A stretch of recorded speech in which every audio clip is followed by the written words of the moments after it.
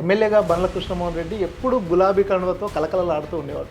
కానీ ఇప్పుడు మాత్రము కేవలం తెల్ల చొక్కా వేసుకొని కండువా లేకుండా కొంత బోసిపోయినట్టు అనిపిస్తుంది.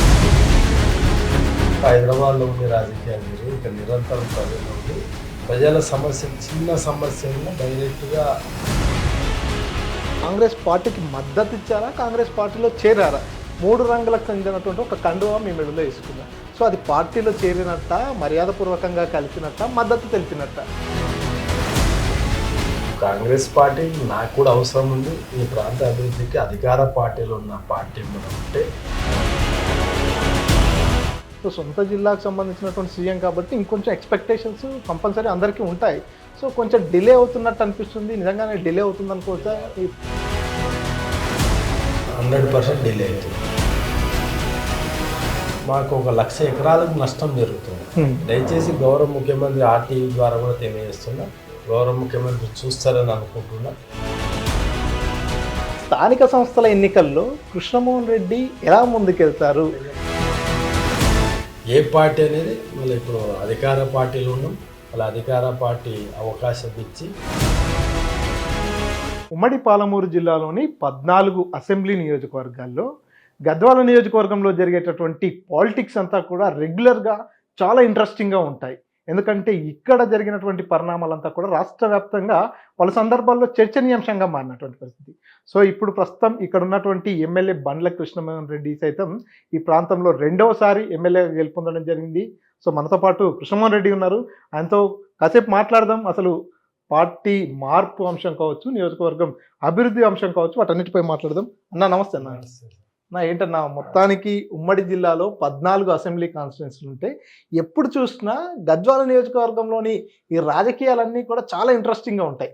ఈ ఏడాది మరీ ప్రత్యేకించి చూసుకున్నట్లయితే మీరు ఎమ్మెల్యేగా గెలిచినప్పటి నుంచి కూడా ఈ నియోజకవర్గ పాలిటిక్స్ అన్నీ కూడా చాలా ఇంట్రెస్టింగ్గా అనిపిస్తున్నాయి. ఏంటన్నా అసలు ఏం జరుగుతుంది గద్వాలలో? ఎందుకు ఇక్కడ పాలిటిక్స్ అంత ఇంట్రెస్టింగ్గా ఉంటాయి? ఎందుకు అంత బర్నింగ్ ఇష్యూస్ ఉంటాయి ఇక్కడ?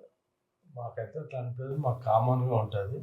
అంటే మేము గత 34 సంవత్సరాల రాజకీయాలు మాకైతే పెద్ద డిఫరెంట్ అనిపిస్తుంది, కామన్గానే. ఇక్కడ ఫస్ట్కి వెళ్ళి అంటే రాజకీయ చైతన్యం ఉన్న కాన్స్టిట్యున్సీ, అంటే గ్రూపు రాజకీయాలు కానీ అన్ని రకాలుగా, అంటే వ్యక్తి పరంగా ఒక వ్యక్తిని నమ్మి రాజకీయాలు చేసేది అడిగండి. ఇది ఎందుకంటే ఇక పార్టీల కన్నా వ్యక్తిగత ఆరాధన అనేది ఎక్కువ ఉంటుంది. వ్యక్తిగతంగా అభిమానించే ప్రజలు, అంటే ఒకవేళ మేలు చేస్తే మంచి చేస్తే ఆ మంచిని మర్చిపోని లేని ప్రజలు ఇక్కడ వాళ్ళ ఖచ్చితంగా మా నడిగడ్డ ప్రాంతం అనేది వాళ్ళ అత్యంత సమీపంలో ఉన్న రాయలసీమ కల్చర్ కూడా ఇక్కడ ఉంటుంది. దీనివల్ల ఇక్కడ వ్యక్తికి మంచి, అంటే వ్యక్తికి ఏ వ్యక్తి మంచి చేసినాడో ప్రజలకి ఆ వ్యక్తిని గుర్తించే ప్రజలు ఇక్కడ ఉంటారు. మేము కూడా వాళ్ళని గౌరవిస్తాం. అలా ఎటువంటి విషయాలు, చిన్న విషయమైనా ఏ సమస్య ఉన్నా నిరంతరం, అంటే ఇక్కడ రాజకీయాలు ఎక్కడో హైదరాబాద్లో ఉండే రాజకీయాలు వేరు, ఇక్కడ నిరంతరం ప్రజల్లో ఉండి ప్రజల సమస్య, చిన్న సమస్య ఉన్నా డైరెక్ట్గా, అంటే ప్రజలతో డైరెక్ట్ యాక్సెస్ ఉన్న ప్రాంతం ఇది. ఎమ్మెల్యేకి మళ్ళీ ప్రజలకి డైరెక్ట్ యాక్సెస్ ఉంటుంది. ఎవరున్నా డైరెక్ట్ ఫోన్లు చేస్తారు.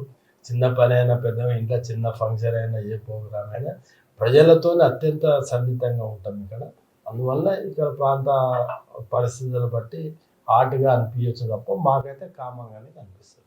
గత ఎన్నికలు తర్వాత ఎమ్మెల్యేగా బండ్ల కృష్ణమోహన్ రెడ్డి ఎప్పుడు గులాబీ కండువతో కలకలలాడుతూ ఉండేవాడు. కానీ ఇప్పుడు మాత్రం కేవలం తెల్ల చొక్కా వేసుకొని కండువా లేకుండా కొంత బోసిపోయినట్టు అనిపిస్తున్నారు. ఎందుకు అనుకోవచ్చు? అట్లా ఏం లేదు, అప్పుడు కూడా ఇదే విధంగా ఉంటాయి, ఇప్పుడు ఇదే విధంగా ఉంటాయి. ఆ కండువాలకు దూరం అయ్యారు మీరు. కండువాలకి ఏం దూరం కాలేదు. ఈరోజు అంటే నన్ను ప్రజలు గెలిపిస్తున్నారు. ఈ ప్రాంత ప్రజల మనోభావాలు దెబ్బతిన్నట్ల ఈ ప్రాంత ప్రజల అభివృద్ధి కొరకే నేను పాటుపడతా. ఈరోజు మీరు ఇండైరెక్ట్గా పార్టీ మారినారని అడుగుతున్నారు. అలా నేను పార్టీ మద్దతు ఇచ్చిన మాట వాస్తవం. ఈరోజు కాంగ్రెస్ పార్టీకి మద్దతు ప్రకటిస్తూ ఇక్కడ ఉన్న సమస్యలు తీర్చాలా, ఇరిగేషన్ పరంగా అయితే అన్ని రకాలుగా డెవలప్మెంట్, అంటే పార్టీలో. సో మీరు ఇప్పుడు కాంగ్రెస్ పార్టీకి మద్దతు ఇచ్చారా, కాంగ్రెస్ పార్టీలో చేరారా? ఎవరైతే రాష్ట్ర ముఖ్యమంత్రి రేవంత్ రెడ్డి సమక్షంలో 3 రంగులకు చెందినటువంటి ఒక కండువా మీ మెడలో వేసుకున్నా. సో అది పార్టీలో చేరినట్ట, మర్యాదపూర్వకంగా కలిసినట్ట, మద్దతు తెలిపినట్ట? అంటే ఇది మీరు ఎట్లా అభినయించుకుంటే ఆ విధంగా. సో మేమైతే 3 రంగుల కండువా కప్పుకున్నాడు కాబట్టి కృష్ణమోహన్ రెడ్డి పార్టీ మారాడని అనుకున్నాం. ఎందుకంటే అప్పుడు కూడా పూర్తిగా అన్ని వార్తల్లో కూడా కృష్ణమోహన్ రెడ్డి కాంగ్రెస్ గూటికి చేరాడన్నారు.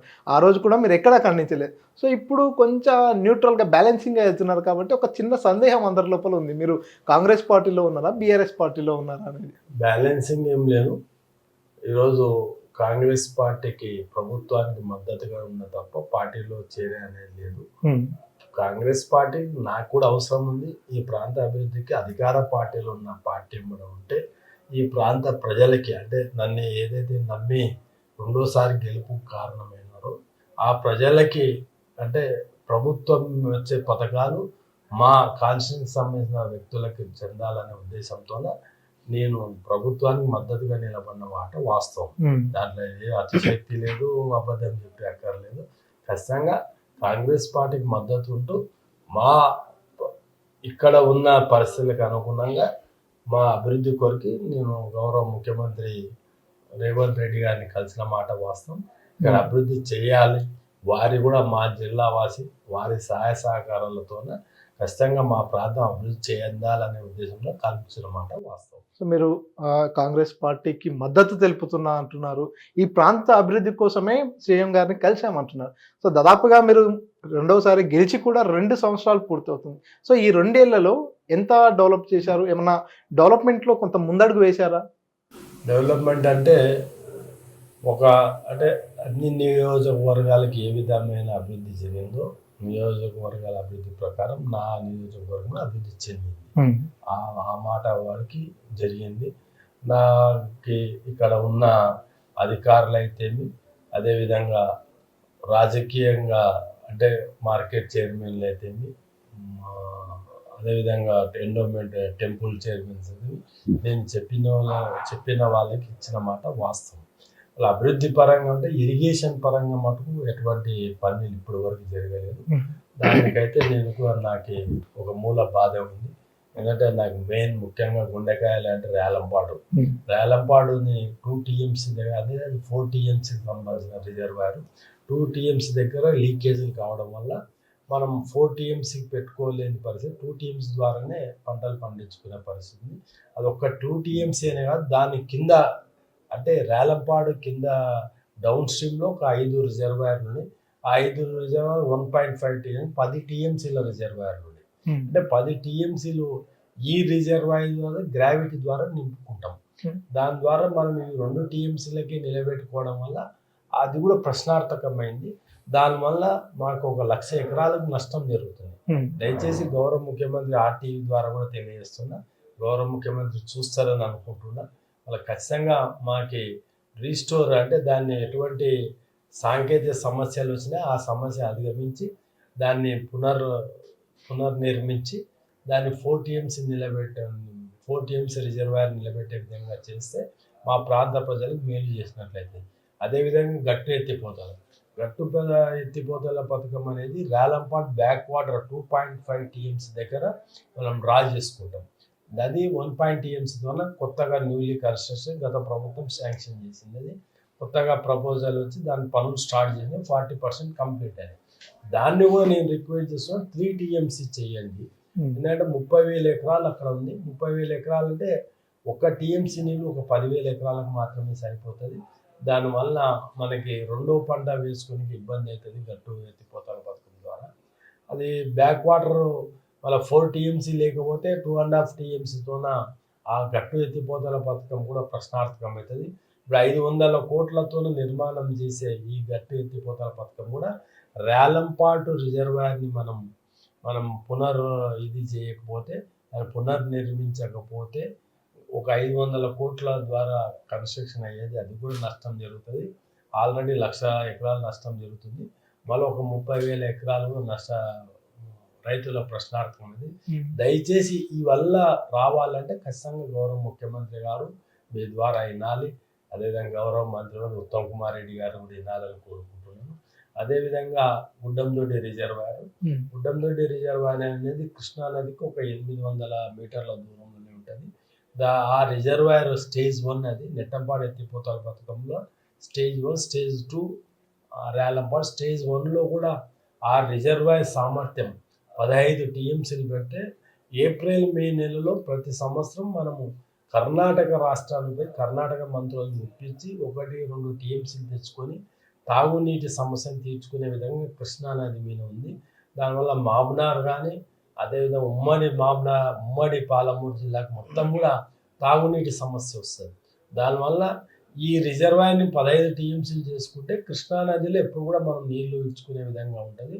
దయచేసి దానిని ఎన్హాన్స్మెంట్ చేయాలని గౌరవ ముఖ్యమంత్రి గారిని అడిగిన దాంట్లో స్పందించి 17 లక్షలతో మన దాన్ని ఏ విధంగా కన్స్ట్రక్షన్ చేయాలి, దానివల్ల ఏ విధంగా లాభాలు ఉంటుంది అనేది ఒక ఆర్గనైజేషన్కి ఇవ్వడం జరిగింది. దాన్ని ఖచ్చితంగా దాన్ని కూడా ఎన్హాన్స్మెంట్ చేయాలని గౌరవ ముఖ్యమంత్రి గారిని కోరుతున్నాను. సో మీరు ఇవన్నీ కూడా ఇరిగేషన్స్కి సంబంధించి ఇప్పుడు ఏవైతే డెవలప్మెంట్ యాక్టివిటీస్ చెప్పారో అవన్నీ ముఖ్యమంత్రి గారిని నేరుగా కలిసి ప్రపోజల్స్ చెప్పారా, వారి నుంచి రిప్లై వచ్చిందా? అంటే మామ్నార్ జిల్లా ఉమ్మడి జిల్లా ఫస్ట్ ముఖ్యమంత్రి అయినప్పుడు జిల్లా ఉమ్మడి జిల్లా ఇరిగేషన్ రివ్యూ అయినప్పుడు అప్పుడు చెప్పడం జరిగింది. హైదరాబాద్ రివ్యూలో చెప్పడం, వ్యక్తిగతంగా కూడా కలిసి చెప్పడం జరిగింది. సో సొంత జిల్లాకు సంబంధించినటువంటి సీఎం కాబట్టి ఇంకొంచెం ఎక్స్పెక్టేషన్స్ కంపల్సరీ అందరికీ ఉంటాయి. సో కొంచెం డిలే అవుతున్నట్టు అనిపిస్తుంది. నిజంగానే డిలే అవుతుంది అనుకోవచ్చా? 100% డిలే అవుతుంది. ఎందుకు అనుకోవచ్చు అంటే ఇక్కడ జరుగుతున్నటువంటి కొంత కాంగ్రెస్ పార్టీలో వర్గపోరు అటువంటిది కావచ్చా? అటువంటిది ఏం లేదు. వర్గపోరుకి దీనికి సంబంధం లేదు. రాష్ట్రం ఆర్థికంగా ఇబ్బందులు ఉండడం వల్ల ఇటువంటి శాంక్షన్స్ గత ప్రభుత్వంలో ఉన్న బిల్సే క్లియర్ కాలేదు. దానివల్ల లేట్ అవుతున్న మాట వాస్తవమే. అంటే అవి ప్రజలకి మనం చెప్పలేము. వాళ్ళు రేవంత్ రెడ్డి గారు చెయ్యాలనే మంచి ఉద్దేశంతోనే ఈ కార్యక్రమాలు చేపట్టినప్పటికీ అక్కడ ఉన్న ఆర్థిక సమస్య అనేది ఈరోజు ప్రభుత్వాన్ని వేధిస్తున్న సమస్య అని వల్ల మనం ఆర్థికంగా ప్రజలకి మనం చెప్పలేము. అటువంటి వల్ల ప్రజలకి ఆర్థికంగా లేకపోతే ఏమవుతుంది, మీరు ఈ కన్స్ట్రక్షన్ చేయాలి కదా, మీరు ఇప్పినారు కదా అంటారు తప్ప ఆర్థిక సమస్య అనేది తీవ్రంగా ఉంది. ఖచ్చితంగా దాన్ని అధిగమించి పని చేయాలని. సో మరో 3 నెలల్లో కూడా స్థానిక సంస్థల ఎన్నికలను తప్పనిసరిగా నిర్వహించాలంటూ కూడా కోర్టు సైతం ఆదేశాలు ఇచ్చింది. సో ఈ స్థానిక సంస్థల ఎన్నికల్లో కృష్ణమోహన్ రెడ్డి ఎలా ముందుకెళ్తారు అంటే ఏ పార్టీకి గెలిపించుకోవాలి?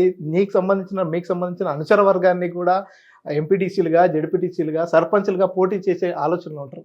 వారు ఎలా బరిలో ఉంటారు? మీరు ఎలా వారికి మద్దతు ఇస్తారు? 100% మా వ్యక్తులను నిలబెట్టి గెలిపించే బాధ్యత. ఏ పార్టీ నుంచి? అది ఏ పార్టీ అనేది భవిష్యత్తు చెప్తుంది. ఇంకా 3 నెలలు రేపే ఎన్నికలు. ఖచ్చితంగా 100% మా ఊళ్ళని గెలిపిస్తాం. అదైతే గ్యారెంటీ. దాంట్లో వేరేది ఉన్నా ఏ పార్టీ అనేది మళ్ళీ ఇప్పుడు అధికార పార్టీలు ఉన్నాం. వాళ్ళ అధికార పార్టీ అవకాశం ఇచ్చి మాకు అన్ని రకాలుగా అండగా నిలబడితే ఖచ్చితంగా ఆ పార్టీని గెలిపిస్తాం. సో ఫుల్ ఫ్లెడ్జ్గా మీరు నిర్మమాటంగా అడగాలంటే కాంగ్రెస్ కండువా కప్పుకోకపోవడానికి పార్టీ ఫిరాయింపుల కేసు అదా అనే దానికోసం ఆలోచిస్తున్నారా, లేకపోతే ఇక్కడ కాంగ్రెస్ పార్టీలో ఉన్నటువంటి నాయకుల నుంచి కొంత ఏదైనా ప్రోటోకాల్ సమస్య కావచ్చు, ఇతర సమస్యల గురించి ఆలోచించి పూర్తి స్థాయిలో కాంగ్రెస్ పార్టీలో ఇమడలేకపోతున్నారు అనుకోవచ్చా?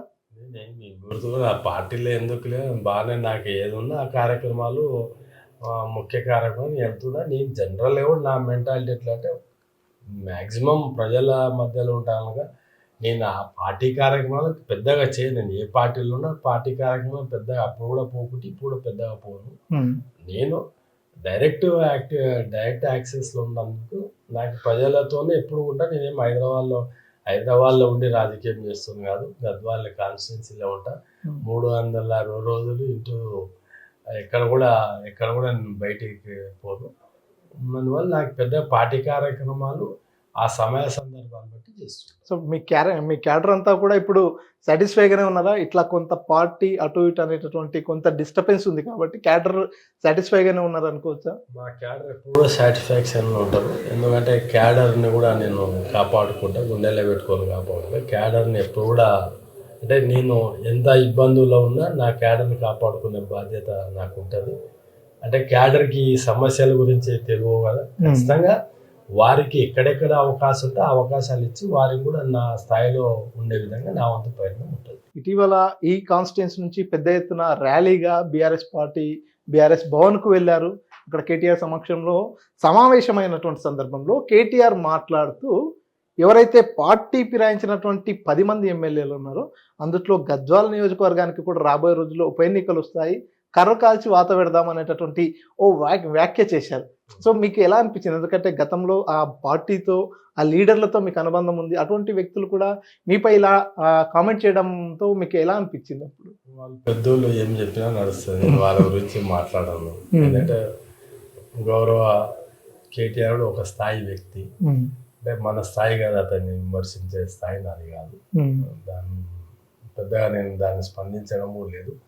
ఎవరి పార్టీలో కూడా ఆ పార్టీ మంచిగా ఉండాలని కోరుకుంటారు, వాళ్ళు అనే దాంట్లో కూడా తప్పేం లేదు. ఓకేనా, థ్యాంక్ యూ. సో మొత్తానికి పార్టీ ఏదైనా సరే నేను ఈ ప్రాంత అభివృద్ధికి కట్టుబడి ఉన్నాను, నేను ఈ ప్రాంత డెవలప్మెంట్లో భాగంగానే కాంగ్రెస్ పార్టీకి మద్దతు తెలిపాను, అదే తరహాలో ముందుకెళ్తున్నాను, ఇక్కడ ఎలాంటి విభేదాలు లేవు, ఎలాంటి రాజకీయమైనటువంటి సెన్సేషనల్ న్యూస్ లేదు, ఇదంతా మాకు యాజ్ యూజువల్గా కామన్గా అనిపిస్తుంది, కానీ బయటి వ్యక్తులకు మాత్రం కొంత ఇంట్రెస్టింగ్గా అనిపిస్తుండొచ్చు అంటూ కూడా గద్వాల ఎమ్మెల్యే బండ్ల కృష్ణమోహన్ రెడ్డి తెలియజేస్తున్నారు. అసలైన తొలి వెలుగు. ఫాలో వాట్సాప్ @తొలి వెలుగు official.